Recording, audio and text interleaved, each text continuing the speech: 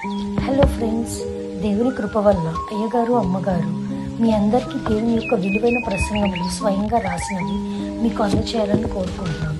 మా పుస్తకంలో సిలువ ధ్యాన ప్రసంగములు 83 ప్రసంగములు, క్రిస్మస్ ప్రసంగములు 50 ప్రసంగములు, బైబిల్లోని స్త్రీల ప్రసంగములు 72 ప్రసంగములు, మోషే సుఖోపవాస ప్రసంగములు 63 ప్రసంగములు. ఈ పుస్తకములు అయ్యగారు అమ్మగారు స్వయంగా రాసినవి మీ అందరికీ అందాలని కోరుకుంటున్నాము. మా పుస్తకములు కావాల్సిన వారు కాంటాక్ట్ అవ్వాల్సిన numbers: Bapatla reverend doctor P Jaipal garu, phone number 9866412025. Guntur doctor P Prasadarao garu, phone number 9413685994 and 9705789407. మా పుస్తకంలో మీరు తీసుకొని చదివి ఆదరణ పొంది దేవుని మహిమపరచాలని కోరుకుంటున్నాము. Don't forget to like the video. Thank you. యోహాను సువార్త 6వ అధ్యాయము 35వ వచనం మాత్రమే చదువుకుంటాం. అందుకు యేసు వారితో ఇట్లా, నేను జీవాహారం నేనే, నా యొద్దకు వచ్చువాడు ఏ మాత్రము ఆకలి కొనడు, నా యందు విశ్వాసం ఉంచువాడు ఎప్పుడు దప్పికొనడు. ప్రార్థన చేసుకుందాం. మమ్మల్ని మిక్కిలిగా ప్రేమించిన నా తండ్రి, నీ పాదములకు కోటానుకోట్ల నమస్కారములు. నీ మహాకృపను బట్టి, నీ అత్యంత కనికరాన్ని బట్టి దేవా, మమ్మల్ని సజీవ లెక్కల నుంచి ఈ సంస్కారపు దేవున అయ్యా నీ పాదాలు పట్టుకుని, నీవు మా కొరకు విరిచిన శరీరము, నీవు మా కొరకు కార్చిన రక్తము సంస్కార భోజన రూపంలో తీసుకోవడానికి మీరు మాకిచ్చిన ఈ గొప్ప ధన్యత కొరకు చేతులెత్తి నమస్కరిస్తూ ఉన్నాను. నాయన మేము తగవనైనా మాకు అర్హత లేదు. ఆయనను మీ ఉచితమైన కృప చేస్తాం. మమ్మల్ని అందరినీ కూడా ఈ సజీవుల లెక్కలో నుంచి నీ యొక్క ఆహారము, నీవు స్వయంగా అందించిన ఆహారము, ఆ జీవాహారము తీసుకోవడానికి మీరు మాకు ఇచ్చిన ధన్యత కొరకు చేతులెత్తి నమస్కరిస్తూ, మీరే ఆ మాట చెప్పారు కనుక ఆ సంస్కార భోజన విందుకు సంబంధించినటువంటి రహస్యాలని మనకు ఎరుకపరచి మహిమ ఘనత స్తుతి స్తోత్రం పొందమని వచ్చి వేసిన యేసయ్య అతి పరిశుద్ధమైన నామములో ఎంతో వినయంతో వేడుకొని ప్రార్థిస్తూ ఉన్నాము తండ్రి.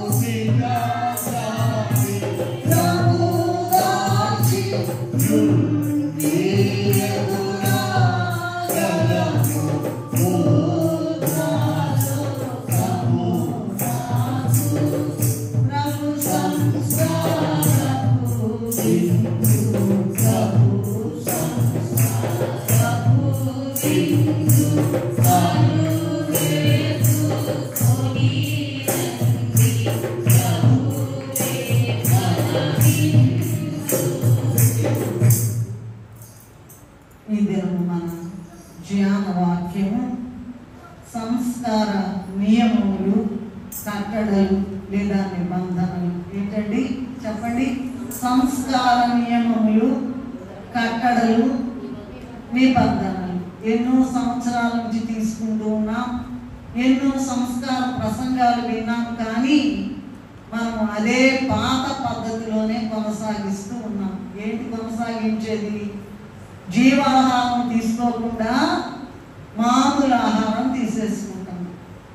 బాప్తిసం తీసుకోకుండా మామూలుగానే వచ్చి ఇక్కడ విగ్రహాల్లాగా కూర్చుని వెళ్ళిపోతున్నాం.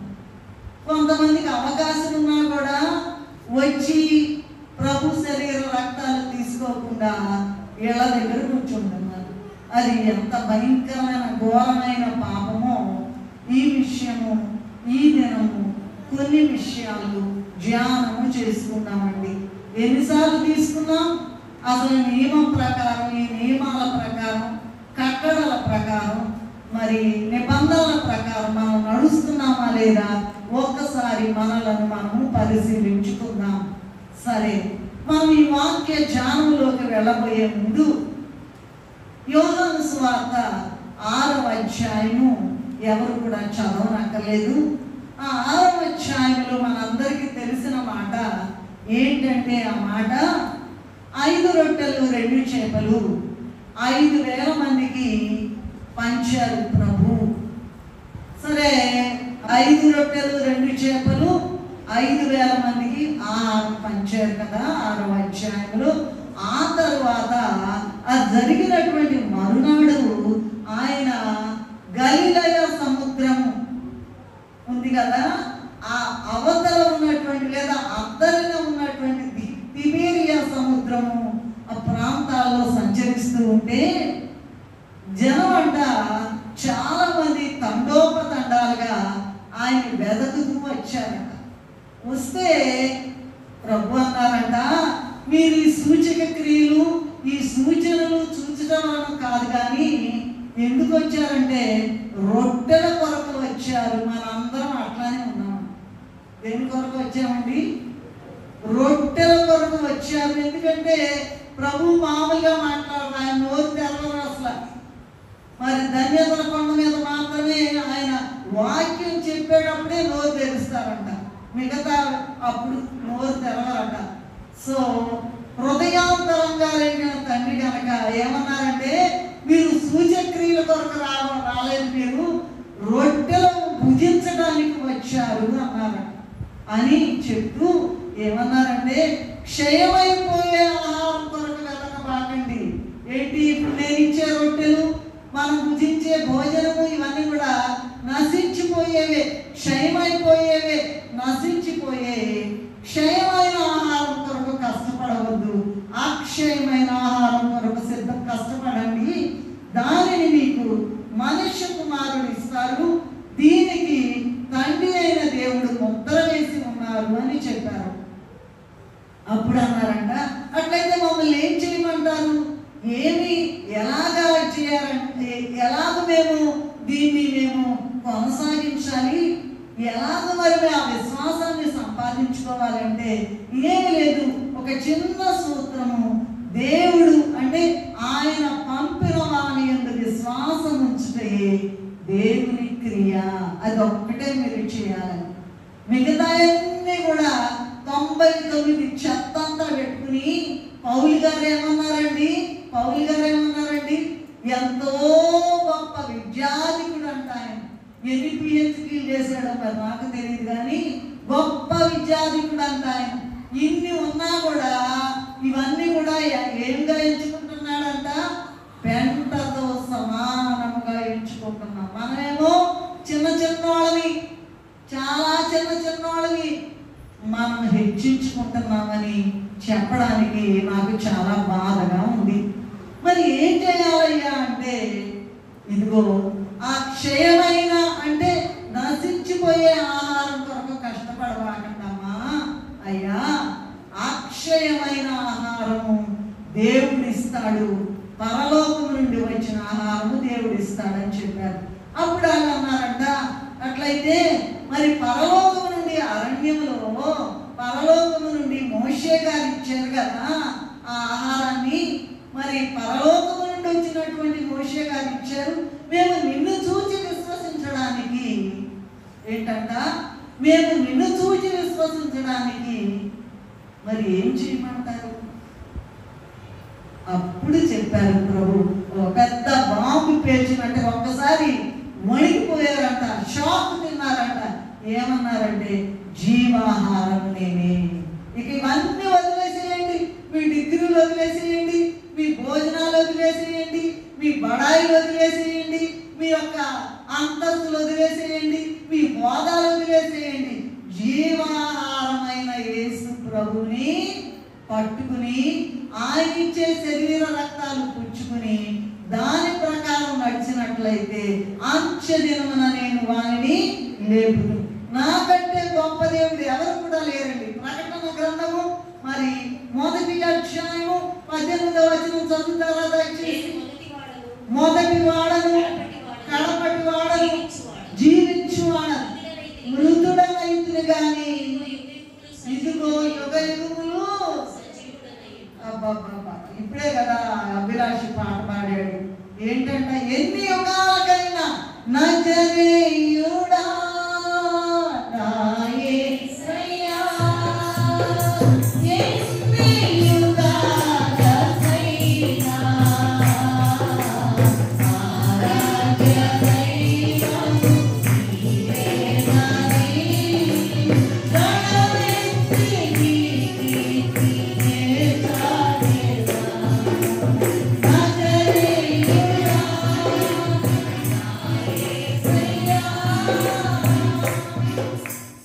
యెషయా గ్రంథము 40వ అధ్యాయంలో చదవక్కర్లేదు, మీరు తర్వాత చదువుకోండి.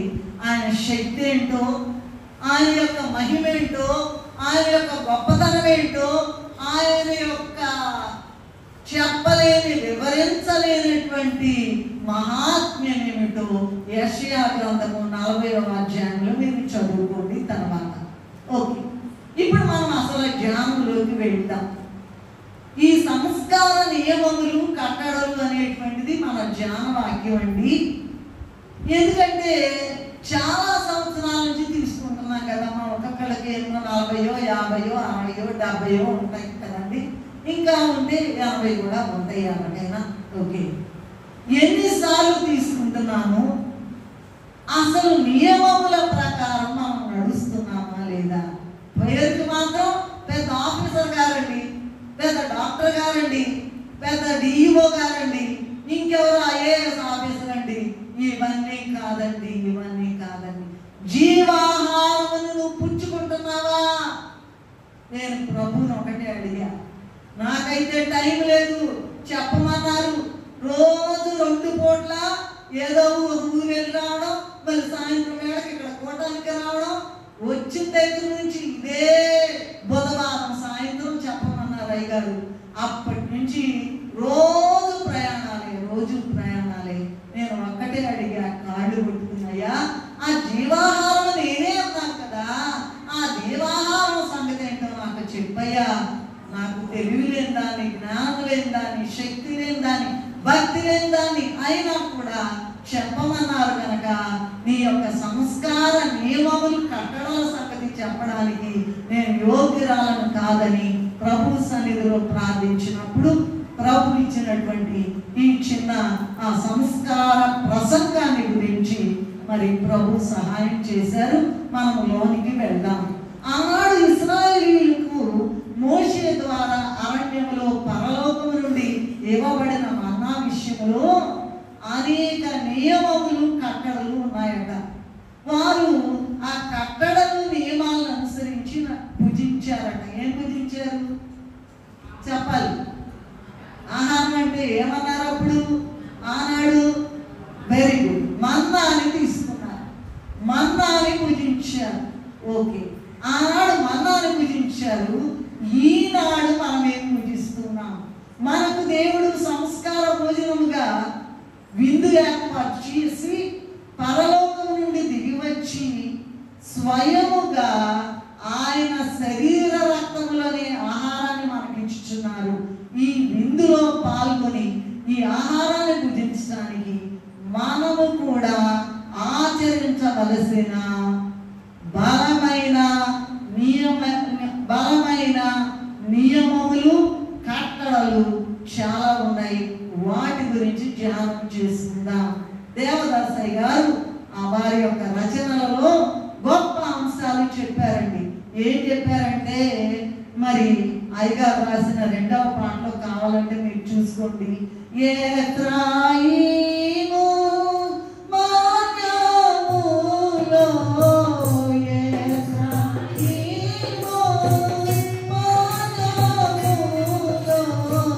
యేసు ప్రభు తన శిష్యుల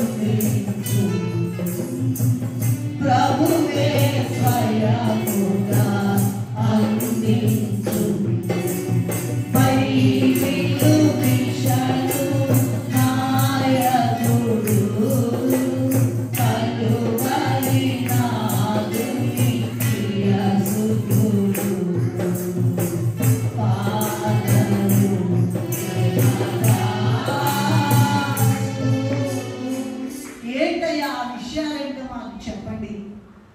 ప్రభువే స్వయంగా అందిస్తారట, ఇంకెవరు కూడా అందించారట. బయట కనబడేటువంటి అయ్యగారు వాళ్ళు అందిస్తారు, కానీ ఎవరైతే ప్రభు స్వయంగా అందిస్తున్నారని జ్ఞానము కలిగి బైబిల్ కలిగి వణకుతో మనల్ని మనం శుద్ధి చేసుకుని పరీక్ష చేసుకుని మనము ప్రభువుని ముట్టుకునే వేళ, మనల్ని ప్రభువు ముట్టుకునే వేళ ఎవరినైనా ముట్టుకొని ఇస్తారా? దేవాది దేవుడు, సర్వాధికారి, సర్వలోక రక్షకుడు, సర్వ సృష్టికర్త, మొత్తం అన్ని నామములకు పైనామంగా ఉన్న దేవుడట మనల్ని ముట్టుకోవటానికి వస్తున్నాడు. ఏంటమ్మా, ఎందుకు ముట్టుకొని ఇలా ఇవ్వలేరు కదండి, ఇలా ఇవ్వలేరు కదండి. మనలను ప్రభు ముట్టుకునేటువంటిది ఇదే. ఎఫ్రాయిము మన్యములో దేవుడట తన యేసయ్య అంట శిష్యులకు చెప్పారట, ఏంటంటే మరుగైన శరీర రక్తములు ఎవరిస్తారంట? ప్రభువే స్వయముగా అందిస్తారు. ఎంతమంది స్వయంగా అందిస్తున్నారని పుచ్చుకుంటున్నారో చేతులు అత్తమ్మ దయచేసి. ఎంతమంది ప్రభువు నాకు ఈ దినం ఇచ్చారు? నేను ఎందుకు ఈ మాట చెప్తున్నానంటే, దేవదాసయ్య గారు అనేక సందర్భాలలో ఆత్మరూపిగా విజయవాడ అక్కడ సన్నిధి కూటాలు జరిపేవారు. అయ్యగారు ఒక సందర్భంలో మా ఇద్దరితో మాట్లాడే విషయాలు గురించి మరి ఆత్మరూపిగా మాట్లాడేటప్పుడు ఆ మాట్లాడే వాళ్ళ చెయ్యి నాకు జస్ట్ ఒక క్షణం తగిలిందండి. జస్ట్ తగిలింది. 2500 ఓట్లో లేకపోతే 5000 ఓట్లో అసలు పెనం మీద మాడిపోయినంత వేడి భయం వచ్చేసింది నాకు. దేవదాసయ్య గారు మాట్లాడు, మరి యేసు ప్రభువు ముట్టుకుంటే కాలిపోతాము. మోషే ధర్మశాస్త్రము తెరిచేటప్పుడు ఏం చేశాడమ్మా? చిన్న తలంపు మాడిపోయేవాడంట. మోషే మసిపోయాడంట. మనమేమో దుర్మార్గపు తలంపులు, దుర్మార్గపు ఆలోచనలు, దుర్మార్గపు మాటలు, దుర్మార్గపు క్రియలు పెట్టుకుని వచ్చి తగుదునమ్మా అనుకుంటా ఇక్కడికి వచ్చి ఏం చేస్తున్నామండి? సంస్కారం. ఏంటా సంస్కారం? ధ్యానంలోకి వెళ్దాం. యోహాను సువార్త చదవనక్కర్లేదు. 36వ అధ్యాయం 31వ వచనంలో యూదులు భుజించడానికి పరలోకం నుండి ఆయన వాడికి ఆహారం అనుగ్రహించాడని వ్రాయబడి ఉంది కదయ్యా. మన పితరులు అరణ్యంలో మన్నాను భుజించారు కదా అని యేసయ్యతో చెప్పారంట. ఎవరు చెప్పారమ్మా? ఇప్పుడేగా చెప్పారు. ఎవరు చెప్పారు? ఫాలో అవ్వాలి. ఎవరు చెప్పారు? యూదులు అడిగారంట. అక్కడి నుంచి అరణ్యంలో మరి మోషే గారు ఆ అరణ్యంలో పరలోకం నుండి వచ్చినటువంటి మన్నాను ఇచ్చారు కదా మరి అని మన పెద్దలు దాన్ని తిన్నారు కదా అని అన్నారట. అని ఇంకో మాట ఏమన్నారంటే, మేము నిన్ను చూచి విశ్వసించుటకు నువ్వు ఏ సూచక్రియ చేస్తున్నావు అని యూదులైన వారు, స్వజాతి వారు, ఆయన సిలువ వేసిన వారు, ఆయన విమర్శించిన వారు, ఉన్నా లేకపోయినా లేనిపోని కల్పించి మాటలు చెప్పిన వారు, ఆయన్ని బయలుజబులైన దయ్యాలకు అధిపతి అని అన్నవాడు. అంత గొప్ప దేవుడు దిగొస్తే ఏమన్నారండి? ఏమన్నారండి? దయ్యాలకు సర్వలోక సృష్టికర్త. అంత గొప్ప దేవుడు దిగొస్తే ఏమన్నారండి? దయ్యాలకు తిండిపోతున్నారండి. చేతులు కడుక్కోవట్లా, శుభ్రం లేదన్నారండి. అవన్నీ కూడా ఓర్చుకుని, పెండ్లి కుమార్తె అవన్నీ కూడా ఓర్చుకుని ప్రభు సన్నిధిలో ఎప్పటికప్పుడు పాపమును కడిగి వేసుకోకపోతే ఎగిరి వెళ్ళడం అసాధ్యము. అంచెదినమున లేపడం అంటే రెండవ రాకడ దినము. ఎంత శుభ్రంగా ఉన్నాము, ఎంత శుద్ధిగా ఉన్నాము, ఎంత భక్తిగా ఉన్నామన్నా కూడా నీలో జీవాహారమును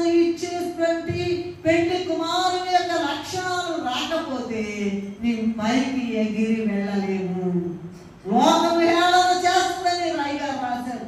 లోకము హేళన చేస్తుందని. ఇప్పుడు బాగానే ఉంటుందండి, మాకు తీరదండి, మాకు అదండి, మాకు ఇదండి, 100 సాకులు చెప్పుకో, అనవసరం. నువ్వు రాకడలో ఎగిరి వెళ్తావా లేదా? ఆ సంస్కారం సంగతి ఏంటో తేవాలి. వాళ్ళ ప్రభువుని అడిగా నేను, ఏంటయ్యా ఆ జీవాహారం నేనే అన్నావేంటయ్యా, ఆ సంగతి ఏంటో మాకు చెప్పయ్యా అంటే, నేనిచ్చేటువంటి శరీర రక్తాలు సరిగ్గా పుచ్చుకోవాలి, అయోగ్యంగా పుచ్చుకోకూడదు. ఇటు ప్రభు యొక్క పాత్రలో ఉంది, అటు దయ్యాల పాత్రలో ఉంది. 2 పడవల మీద కాళ్ళై బాగండి.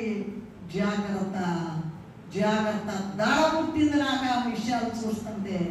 దడ పుట్టింది. అయ్యా మా ప్రార్థనలే పాటివి అయ్యా, మా భక్తే పాటిదయ్యా, మా యొక్క విశ్వాసమే పాటిదయ్యా, నువ్వు ఎప్పుడో కూలిపోయిన పనులయ్యా. అయితే నీ జీవాహారం మాలోకి వస్తే అప్పుడు ఎగిరేద్దామా?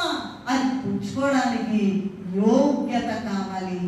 నాకు కావాలి, నీకు కావాలి, అందరికీ కూడా కావాలి. అప్పుడు అన్నారు కదా, అయితే పితరులు పూర్వకాలంలో ఆనాడు అరణ్యంలో పరలోకము నుండి వచ్చినటువంటి మన్నాను భుజించారు కదా.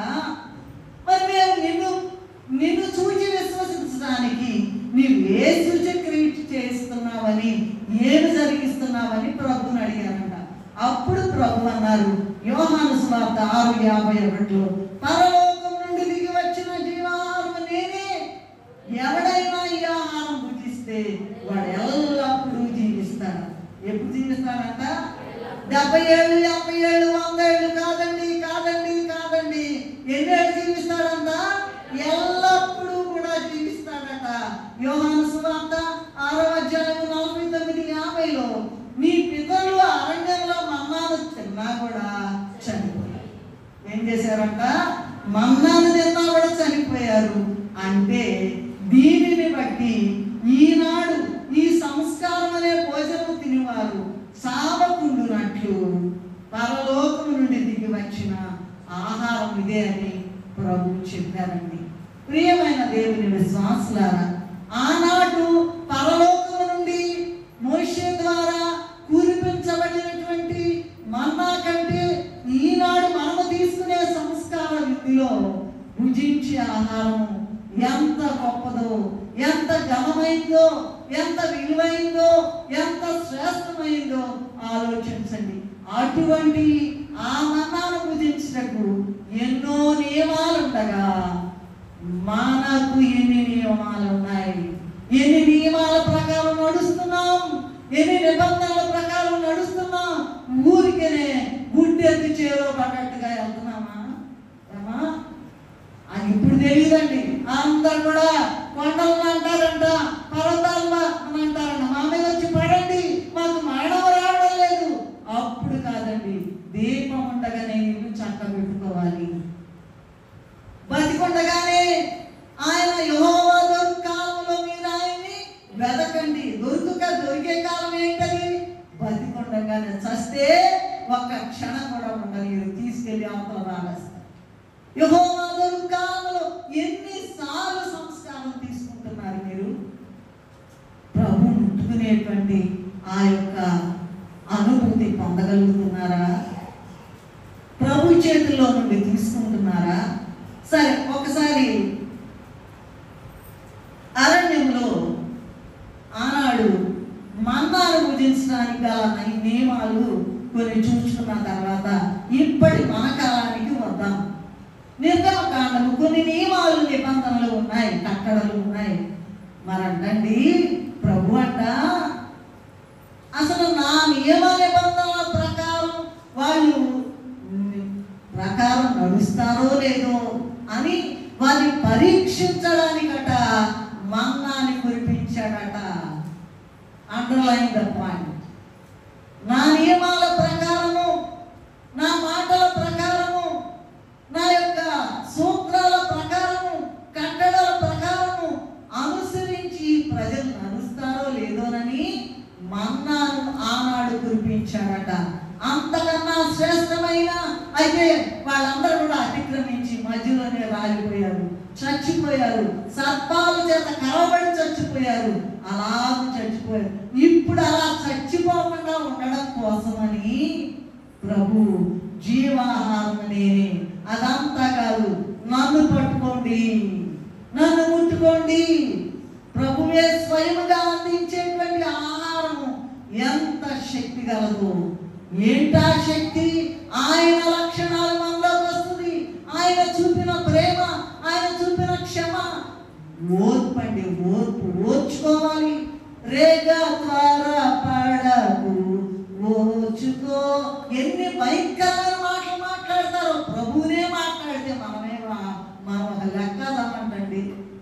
ప్రభువునే మాట్లాడారు. ఆకాశము, భూమి, సముద్రము మాట ద్వారా కలుగు చేసిన దేవుణ్ణి మాట్లాడిన వాళ్ళు మంటి పురుగులమైన మనల్ని మాట్లాడితే మనం ఏం చేయాలంట?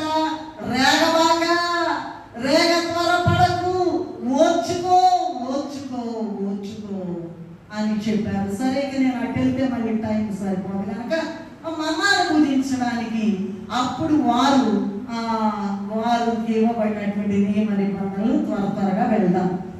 నిర్గమ 16:4 మరట, నా ధర్మశాస్త్రం అనుసరించి నడుస్తుందో లేదో అని నేను వారిని పరీక్షించినట్లు ఈ ప్రజలు వెళ్ళి ఏ నాటి పద్యమో ఒక అబ్బాయి, ఓ అమ్మాయి, ఇదిగో ఏ నాటి పద్యం ఆనాడే కూర్చుకోవాలి మీరు అని చెప్పారంట. ఇవి ప్రభు చెప్పిన మాటలు. ఆ తర్వాత అతిక్రమించిన మాటలు మాట్లాడుకుందాం. రెండవది నిర్గమ 16:5 ఏమన్నారంటే, 6వ దినమున దినదినము కూర్చుకున్న దానికంటే అది రెండంతలై ఉండగలదు. ఇది రెండవది నిర్గమ 16:5 ఉన్నది. మూడవది ఏంటంటే, నేను కొంచెం స్పీడ్గా వెళ్తున్నాను. నిర్గమకాండము 16:19 ప్రకారము ప్రతిదినము కూర్చుకునే దానిలో ఏమీ ఎవరును ఉదయం వరకు మిగిల్చుకోబాకండి అని చెప్పారు. ఇప్పటికి ఎన్ని నియమాలైనాయి?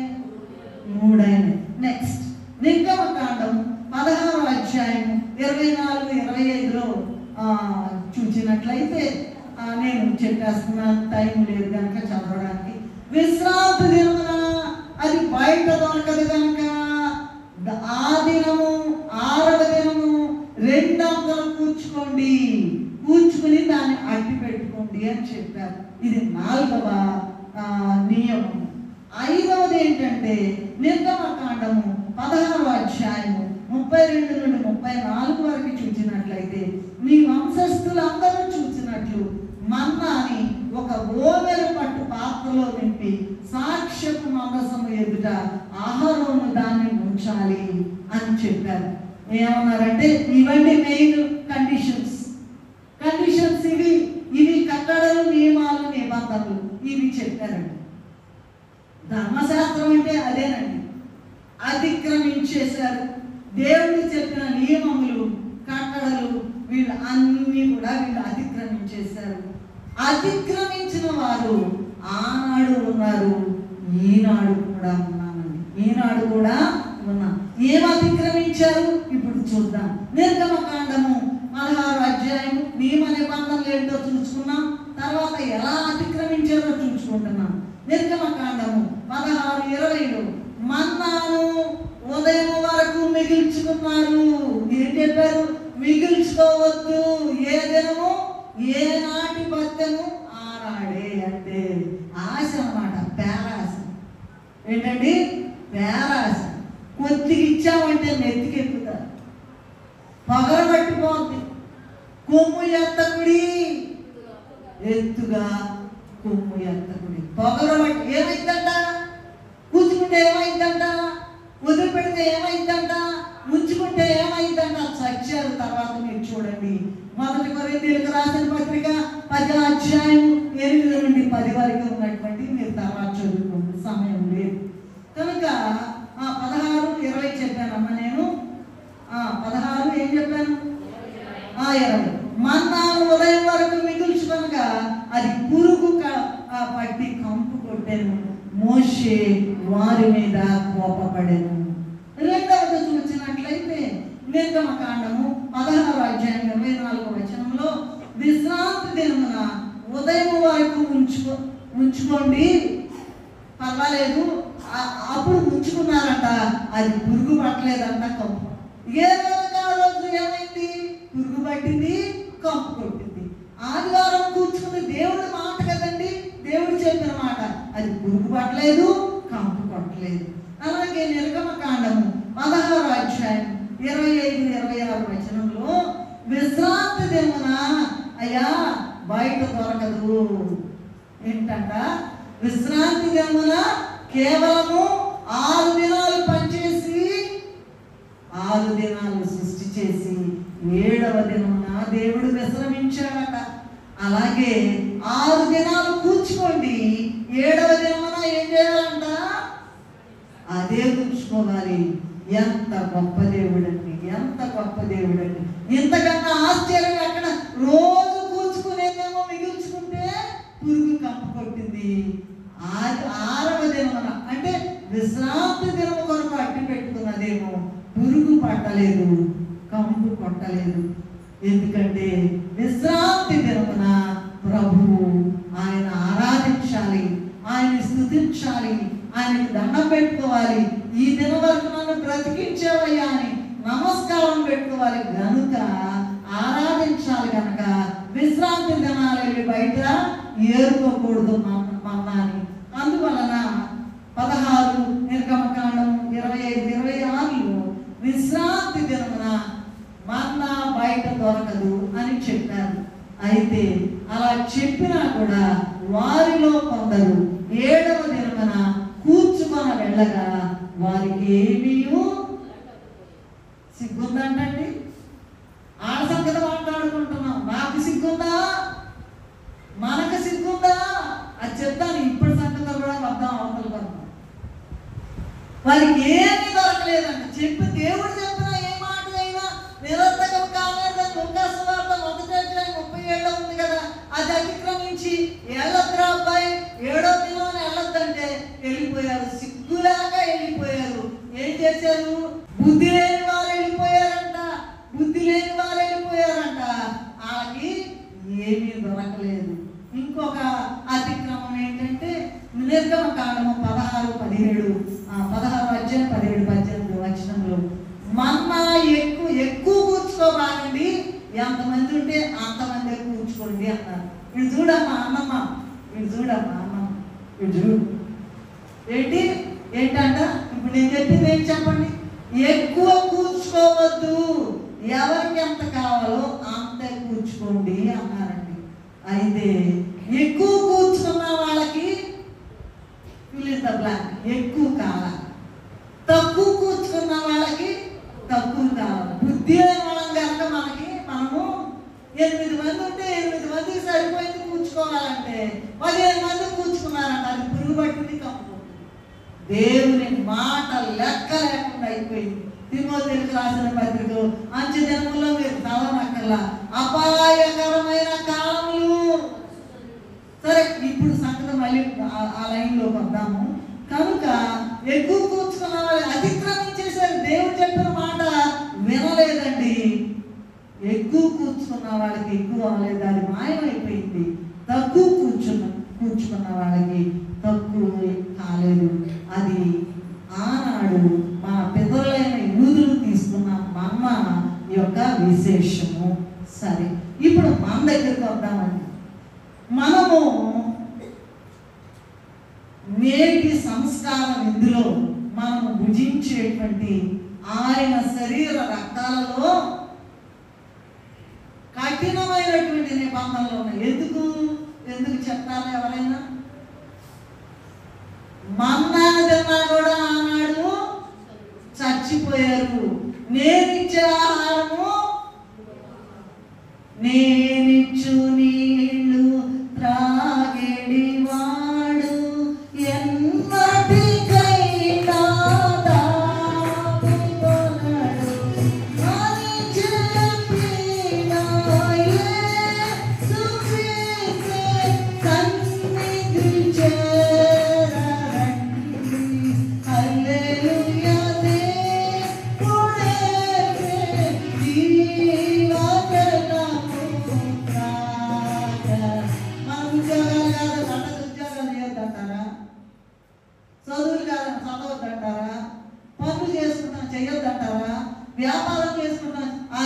చేసుకుంటా ఒక్క క్షణం కూడా జీవాహారమైన యేసయ్యని మర్చిపోకూడదు, జీవజలం ఇచ్చే యేసయ్యని మర్చిపోకూడదు.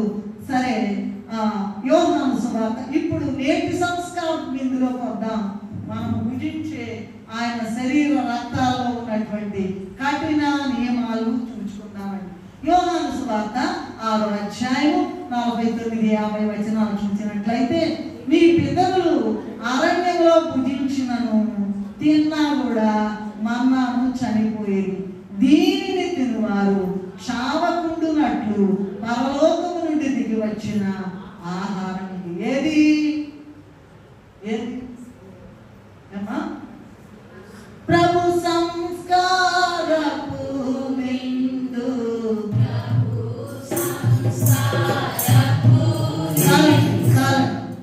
ప్రభువే స్వయముగా అందించు. ఏంటండి? ప్రభువే స్వయముగా. ఇందాక మనం పాడుతున్నాం కదా, 2వ దాంట్లో ఏం పాట పాడుతున్నాం? ఎఫ్రాయిము మన్యములో యేసు ప్రభు ఆనాడు మన్నా కాదు, ఈనాడు అసలు ఈ యొక్క ఆ మర్మం ఏంటో తెలియదు. ఆరోహణ బల నీ చుట కొరకు, ఆరోహణ బల నీ చుట కొరకు, మరుగైన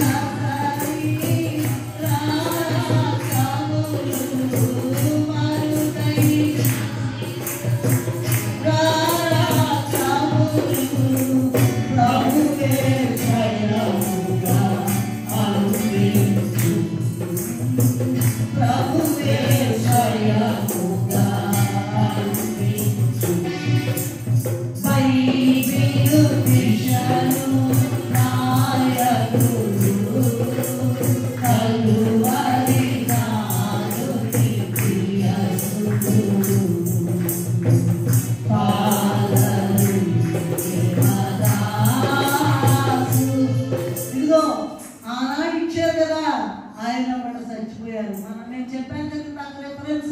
మొదటి కొరింథీయులకు రాసిన పత్రిక 10వ అధ్యాయం నుండి 10 వరకు చదవమన్నాను కదా. ఇప్పుడు చదవనక్కర్ల. కొంతమంది అతిక్రమించిన వాళ్ళు చచ్చిపోయారు, కొంతమంది సర్పాలు కాటేసి చచ్చిపోయారు, అలాగే రాలిపోయారు. మనం కూడా రాలుతాం.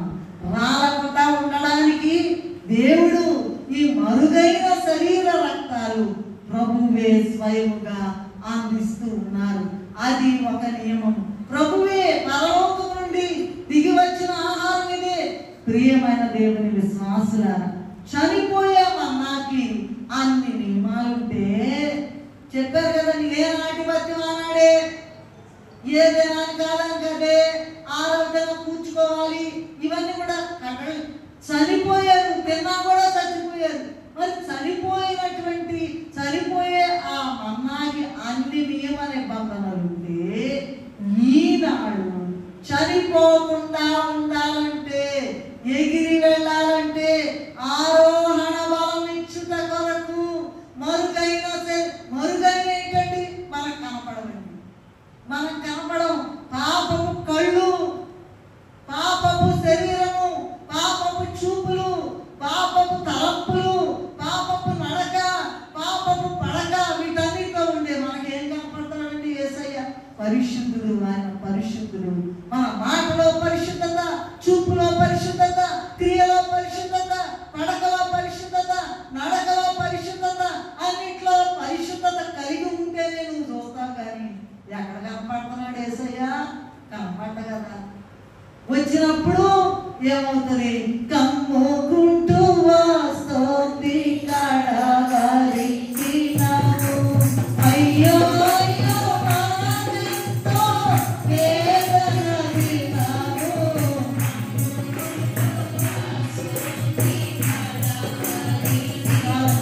ఈ మాట పాడుకుంటే మనకు సమయం చాలు కనుక ఇగో మరి చనిపోయే మన్నాకి నేను ఏమో నిబంధనలు ఉంటే, మరణము లేకుండా చేసేటువంటి ఈ సంస్కార భోజన విందు చేయడానికి ఇంకెన్ని కఠినమైన నియమ నిబంధనలు ఉండాలో ఆలోచించవలసిందిగా మీకందరికీ విజ్ఞప్తి చేస్తూ ఉన్నాను. ఏంటండి నియమ నిబంధనలు ఏంటండి చెప్పండి? నంబర్ 1 బాప్తిస్మము.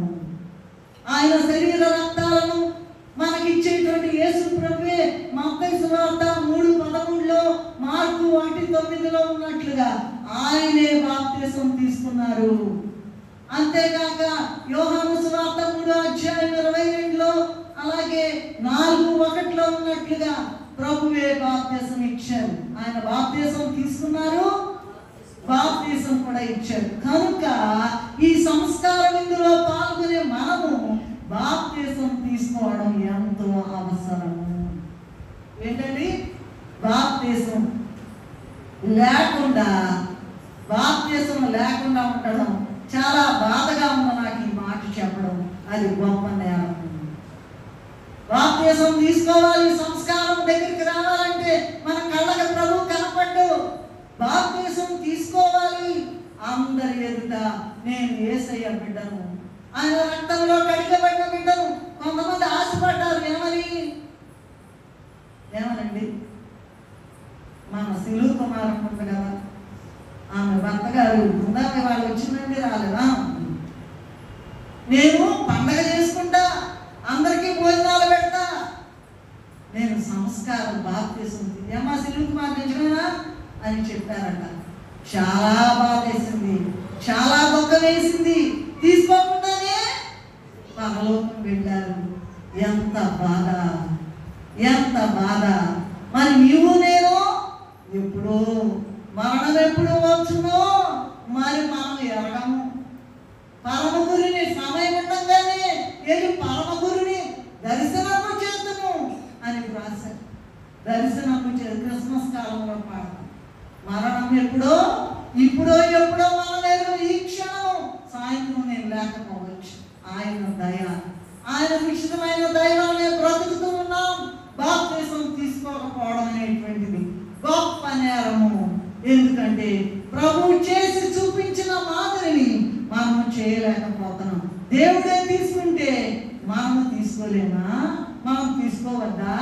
దేవుడి కన్నా గొప్పవాళ్ళమా మనము? నేను సమయం లేదు కానీ మా మామయ్య గారు టైటస్ అయ్య గారు, మహిమగారు అమ్మగారు ఒక విశ్వాసి ఉండేదట, రాజమ్మని. వారు హిందువులు, రెడ్డి కులస్తులట. వాళ్ళు అమ్మ తీసుకో తీసుకో తీసుకో తీసుకో అంటే అమ్మగారు తీసుకుంటా తీసుకుంటా తీసుకుంటా అందంట. నేను చెప్పిన మాట చెప్తున్నా, మళ్ళా చెప్పిందే చెప్తున్నా. అవసరం 2-3 సార్లు చెప్పాను. ఎందుకు చెప్తున్నా అంటే మనకు ఆ భయం కలగడం. బాప్తిసం తీసుకోకపోతే ఎంత భయంకరమో, శరీర రక్తాలు పుచ్చుకోకపోతే ఎంత భయంకరమో చెప్తా ఉన్నా. ఆమె సడన్ గా చనిపోయిందంట, వెళ్ళిపోయిందంట. 3 రోజులు కల్లో వచ్చి అమ్మగారు నన్ను క్షమించండి, నన్ను రానిట్లేదు, పరలోకానికి రానిట్లేదు, నన్ను ఆ గేట్లు తీయటం లేదని ఒకటే ఏడుపు అంట. 3 దినాలు అర్థం కాలేదంట. ఆమె చనిపోయిందని తెలిసిన తర్వాత ఇక అమ్మగారు ఇక కన్నీరు కాలుస్తారండి. మామూలుగా కాదండి, కన్నీరు. ఒకళ్ళు నీళ్ళు లేదు, కన్నీరు కాలుస్తారు. కాలిస్తే అప్పుడట చాలా 2-3 దినాలు ప్రార్థన, అయ్యా క్షమించు, అయ్యా క్షమించు, అయ్యా క్షమించు అని ప్రార్థన చేస్తే ఆ అమ్మగారి యొక్క ప్రార్థన ఆలకించి పరలోకము గేటు తెరవబడింది. జాగ్రత్త. ముసలోళ్ళని లేదు, పసిపిల్లలని లేదు, యవనస్తులని లేదు, ఇంకెవరని లేదు, వృద్ధులని లేదు. అందరికీ కూడా పరలోకము నా సొంతము, పరలోకము నా సొంతము, సొంతమని ఎవరనుకుంటారో వాళ్ళకి. కనుక బాప్తిసం తీసుకోకుండా ఉండడం అనేటువంటిది మహా గొప్ప పెద్ద నేరము. మీరు ఆలోచించండి, ఆ విషయం ఆలోచించండి. ఇంకా అంతకన్నా నేను ఎక్కువ మాట్లాడను. సో నంబర్ 1 ఏంటి కావాల్సింది? ఈ సంస్కార భోజన విందు తీసుకోవడానికి కావాల్సినటువంటి నంబర్ 1 నియమం ఏంటమ్మా? చెప్పండి చెప్పండి. అది బాప్తిస్మము. తీసుకొని వాళ్ళు ఎంతమంది ఉన్నారో వాళ్ళ విఘ్నతకే వదిలేస్తారు. ఉద్యోగానికి ఎంత అల్లాడిపోతారమ్మా? కావాలంటే పెళ్లి కావాలంటే ఎంత అల్లాడిపోతారమ్మా? సంతానం లేకపోతే ఎంత అల్లాడిపోతారమ్మా? బాప్తిసం తీసుకోలేదనే బుద్ధి ఉందా మనకి? నన్ను క్షమించాలి. ఎంత భయంకరము. ఇందాకే కమ్ముకుంటూ వస్తోంది కడవరి దినము, అయ్యో అయ్యో మనకెంతో వేదన దినము. అప్పుడు వెళ్ళి ఏడుస్తావా? అప్పుడు మరణం కూడా నీ దగ్గరికి రాదు. నీ సంగతి ఏంటో అదే అదే ఆ రోజు యేసయ్య ఉగ్రత రోజు. అంచె దినము అంటే రాకడ దినము. సో బాప్తిసం తీసుకోవాలి. నంబర్ 1 ఇక్కడ నియమం. ఆనాడు నియమ నిబంధనలు ఏనాటి పద్ధతి ఆనాడు కూర్చుకోవాలి, అవన్నీ చెప్పుకున్నాం, అయిపోయింది. ఇప్పుడు ఈ నేడు ఈ సంస్కార భోజనం తీసుకోవాలంటే ఏం చేయాలమ్మా చెప్పండి? 3 తెరవరే. రెండోది ఏంటంటే పరిశుద్ధముగా ఆచరించాలి. మొదటి పేతురు పత్రిక 14వ అధ్యాయము మొదటి అధ్యాయం 14 నుండి 16 వరకు చూసినట్లయితే, నేను పరిశుద్ధుడై ఉన్నాను కనుక మీరు పరిశుద్ధులై ఉండవలనని ప్రభు చెప్తున్నారు. అంతేకాదు, మిమ్మల్ని పిలిచిన వాడు పరిశుద్ధుడు కనుక మీరును సమస్త ప్రవర్తన యందు పరిశుద్ధులై ఉండవలనని ప్రభువు చెప్పుచూ ఉన్నారు. సమస్త ప్రవర్తన ఏంటంటే ఆ సమస్త ప్రవర్తన చెప్పండి మాకు. మాటలు ఇష్టం వచ్చినట్టుగా నోటి నిండంట బైబిల్లోనే ఉన్నాయండి, కత్తులు ఉంటాయండి. ఎవరిని పెడితే వాళ్ళు ఇష్టం వచ్చినట్టు వాగుతారు. నరకానికి వెళ్ళే వాళ్ళు వాగుతారు. మనం వాగకూడదు, మనం మాట్లాడకూడదు, భయం కలిగి మాట్లాడాలి. మాటలు, చూపులో, నడకలో, పడకలో, ప్రవర్తనలో అన్నిట్లో కూడా పరిశుద్ధత కలిగి ఉండాలి. మన ప్రభు పరిశుద్ధుడు కనుక రేపు మనం వెళ్ళినాక కంపు కొడుతుంటే పోషణమయ్య గారు అనేవాడు, చీవుడు ముక్కేసుకుని వెళ్తావా దేవుడి దగ్గరికి, చీ అని ఇసిరావుతా పడేస్తాడు. Get out. నేనైనా అంతే, నువ్వైనా అంతే, మరి ఎవరైనా అంతే. జాగ్రత్త. మనుషులను గుర్తుపెట్టుకోవాకండి, మనుషుల వైపు చూడవాకండి. యేసయ్య వైపు చూస్తూ, ఆయన వైపు చూస్తూ 24 గంటలు ఆయన వైపే చూడాలండి. అందుకే చెప్తాం, మందిరానికి ఎవరైనా రాగానే ముందు తలపెట్టి వెళ్ళిపోతారు ఆటోమేటిక్. అసలు ప్రభు ఉన్నాడనే భయం ఉందా? ఏ చీఫ్ మినిస్టర్, ప్రైమ్ మినిస్టర్ వస్తుంటే అప్పుడు బార్కెట్లు ఇవన్నీ కట్టేస్తారు. వాళ్ళకి అంత కడితే యేసయ్యకి ఎన్ని బార్కెట్లు కట్టాలి? అసలు ముట్టుకొని ఇస్తారా? ప్రభు ఇప్పుడు ముట్టుకొని ఇస్తున్నాడండి. నజరేయుడా నా యేసయ్యా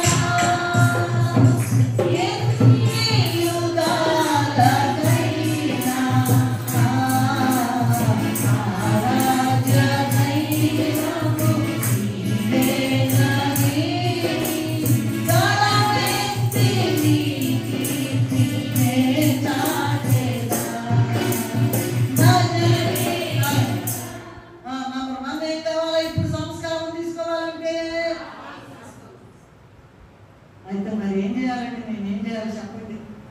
నంబర్ 1 బాప్తిసం తీసుకోవాలి. నంబర్ 2 పరిశుద్ధంగా ఉండాలి. మాటలు త్వరపడి నోరు ఏం చేయాలి? పారేస్తూ. కత్తులు ఉంటాయి అంట, టక టక టక టక కత్తులు కట్ చేసి పడేస్తాయి మాటలు. కత్తులు బిఆర్ గారు చెప్తారని, సుగుణామణి గారు ప్రిన్సిపల్ గారు ఏం చెప్తారంటే, నోట్లో నీళ్లు పోసుకోవాలంట. అక్క నోట్లో నీళ్లు పోసుకోవాలి అంటే మంట మండుతుంటే నీళ్లు పోసుకుంటే ఆ మంట చల్లారి కాస్త అప్పుడన్నా కాస్త ఆగుద్దేమో, ఆ కత్తులు తేకుండా ఆగుతాయేమో. నంబర్ 2 పరిశుద్ధత. నంబర్ 3 ఏంటంటే అంటే ప్రభు చెప్పారు కనుక ఈ విందులో పాల్గొనే వారులారా మనకు బాహ్యముగాను ఆంతరంగంగాను పరిశుద్ధత ఉండాలి. ప్రతి మాటలో ప్రభువుని నమ్ముకున్నామంటే అది ఎంతో పరిశుద్ధ సువాసన, పరిమళ సువాసన ఉండాలంట. మాటలో సువాసన, చూపులో సువాసన, ప్రవర్తనలో సువాసన, నడకలో సువాసన, నడకలో సువాసన, అన్నిట్లో సువాసనే. నడిచి మరి ఫ్రాన్సిస్ గారు, పరిశుద్ధ ఫ్రాన్సిస్ గారు ఆయన పరివారాన్ని తీసుకుని ఏం చేస్తాడంట? నడిచేటమే. నడకలో కూడా పరిశుద్ధత అంటాడు. ఈ చివరి నుంచి ఆ చివరికి మళ్ళీ అక్కడి నుంచి ఇక్కడ నడవడమే, నడకలోనే పరిశుద్ధత. అసలు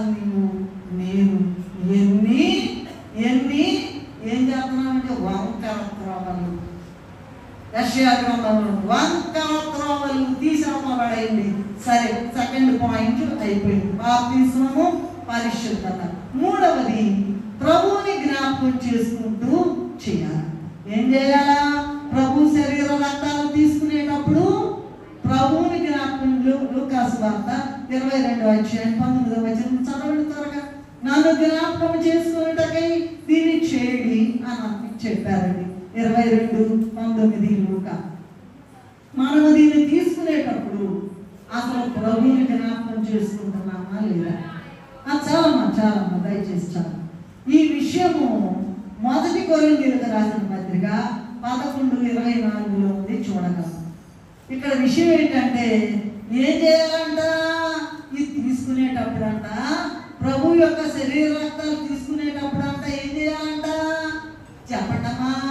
వినబట్టలేదా? చెవుడా ఏంటి? మాట్లాడడానికి నాకు అలవాటు. అందరి దగ్గర నుంచి జవాబు పొందడం నాకు అలవాటు. అయితే నేను పాఠం చెప్పలేదు, అలవాటు అయిపోయింది. కనుక ఏం చేయాలంట?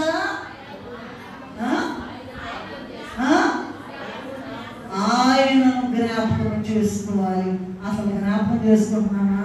క్రిస్మస్ పండుగ అప్పుడేమో జ్ఞాపకం చేసుకున్నాం, గ్యారెంటీ. పండగ చేస్తాం కదా, యేసయ్య పుట్టాడని.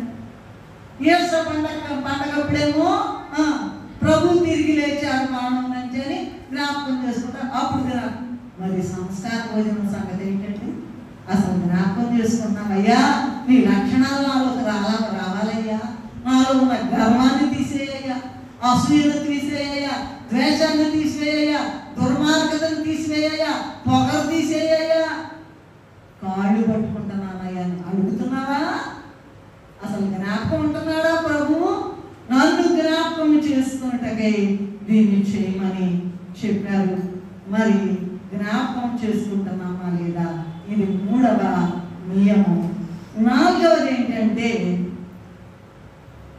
1 కొరింథీయులకు రాసిన పత్రిక 11:26 ఏముందంటే, ఆయన మరణమును, ఈ రొట్టెను తిని ఈ పాత్రలోని త్రాగినప్పుడల్లా ప్రభు వచ్చే వరకు ఆయన మరణమును ప్రచురపరచుదురు.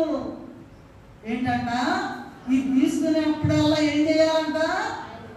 మరణమును ఏం చేయాలి? మరణం ప్రచురణ అంటే ఏంటో మాకు చెప్పండి కాస్త. మాకు తెలియదు కానీ ఒకరు చెప్పండి. అంటే ఏంటంటే, ప్రభువు ఎవరి కొరకు మరణించారు? ఎందుకు మరణించారు? మరణం తర్వాత ఏమైంది? మనుషులందరిలాగా మట్టిలో కలిసిపోయాడు. ఈయన కూడా, యేసయ్య కూడా.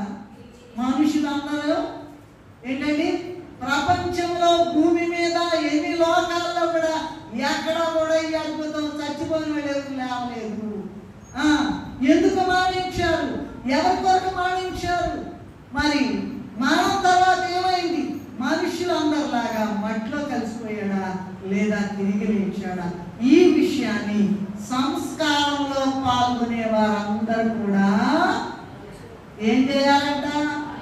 నోరు తెరవాలమ్మ. ప్రార్థన చేయమంటేనే 40 దినాలు రావట్లేదంటే, అమ్మ చెప్పండి అంటేను ముందే తెలుసాను.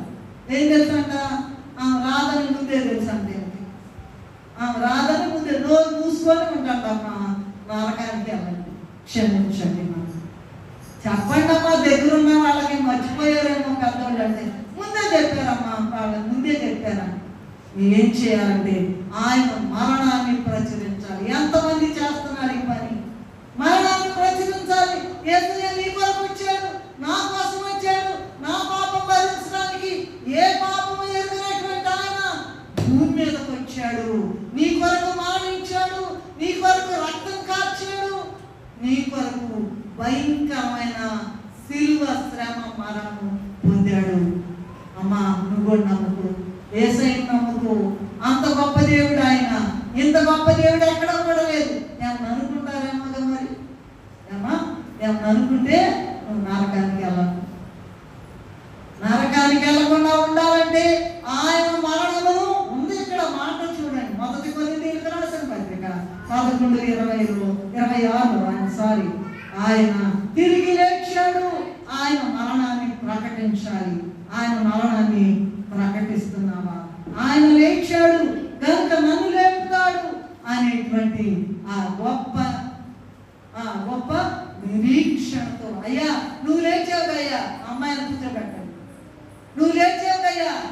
నన్ను కూడా లేపుతావు, ఖచ్చితంగా లేపుతావయ్యా, నీకు స్తోత్రం అయ్యా అనుకోవాలంట. స్తోత్రం అయ్యా అనుకోవాలంట.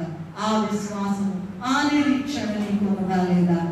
5వ చూసినట్లయితే అయోగ్యంగా పుచ్చుకోకూడదంట. 1 కొరింథీయులకు రాసిన పత్రిక 11వ అధ్యాయం 27వ వచనంలో, కాబట్టి ఎవడు అయోగ్యముగా ప్రభువు రొట్టెలో తిరును లేక ఆయన పాత్రలోని త్రాగును వాడు ప్రభువును శరీరమును గూర్చి రక్తమును గూర్చి అపరాధి అగును గనక నీవు యోగ్యముగానా లేదా అయోగ్యంగా పాల్గొంటున్నావా? 1 కొరింథీ 10:21-22లో మీరు ప్రభు పాత్రలోనిది దయ్యముల పాత్రలోని త్రాగనేరలు. ప్రభు బల మీద ఉన్న దానిలోను దయ్యముల బల మీద ఉన్న దానిలోను పాలు పొందనేరలు. అటు చేస్తున్నామండి, పాట పాడతాం, సాక్ష్యాలు చెబుతాం, వాక్యం చెబుతాం, అన్ని చేస్తాం.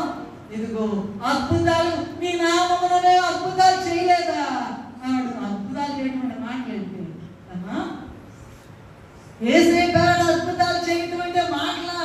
ఆడు కూడా ఏమంటారంట అక్రమము చేయవారలారా.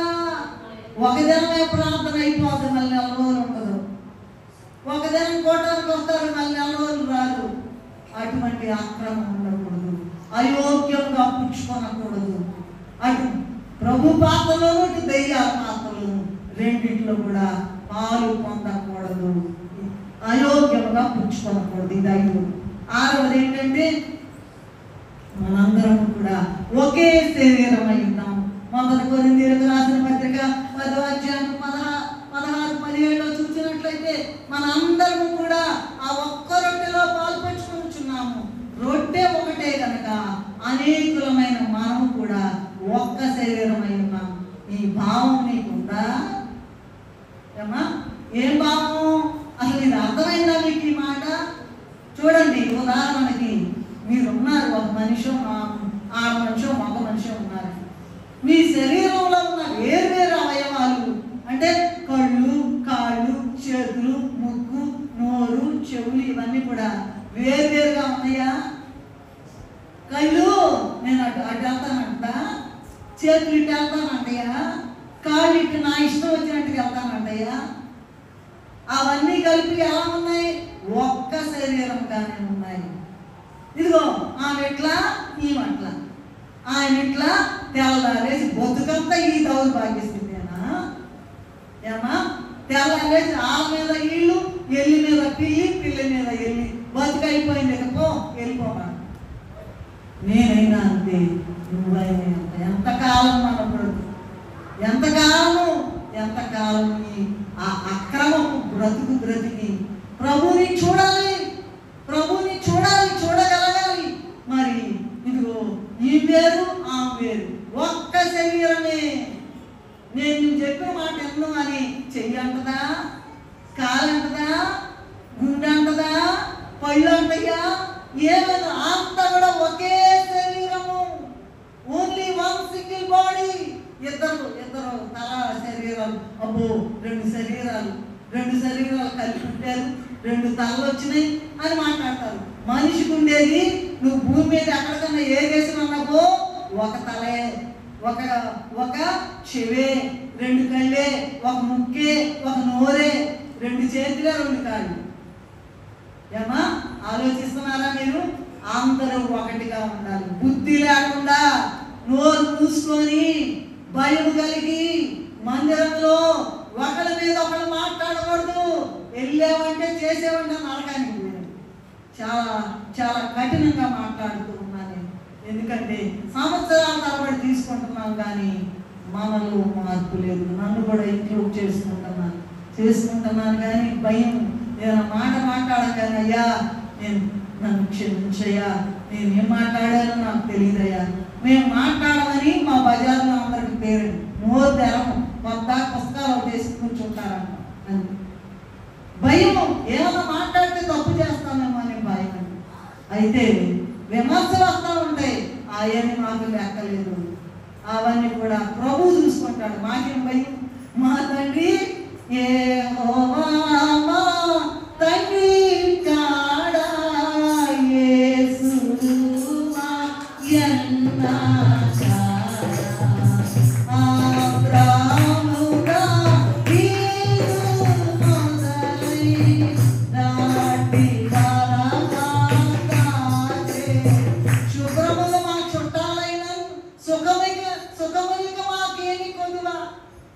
ప్రభు వైపు చూచి సాగిపో సాగిపో సాగిపో. అంతేగాని ఒకళ్ళ మీద ఒకళ్ళు చెప్పుకోబాకండి, విమర్శించబాకండి. ఒక్క శరీరంలో ఇన్ని అవయవాలు ఎలా ఉన్నాయో, ఒక్క మందిరములో అందరూ కూడా ఒకే శరీరము, ఒక్కటిగా ఉండాలి, ఏకభావం కలిగి ఉండాలి, ఏక మనస్సు ఉండాలి, ఏక మనస్సుతో ప్రార్థన చేయాలి. చివరిది ఏంటంటే అంచె దినమున నేను వాణిని లేపుతున్నా అన్నారు కదా, అంచె దినమున నేను లేస్తాను అనే విశ్వాసము నీకుందా? ఏమా అంచె దినమున చేతులక్క దయచేసి చూద్దాం. అసలు అంచె దినమున నేను లేస్తానండి, నాకు భయమే.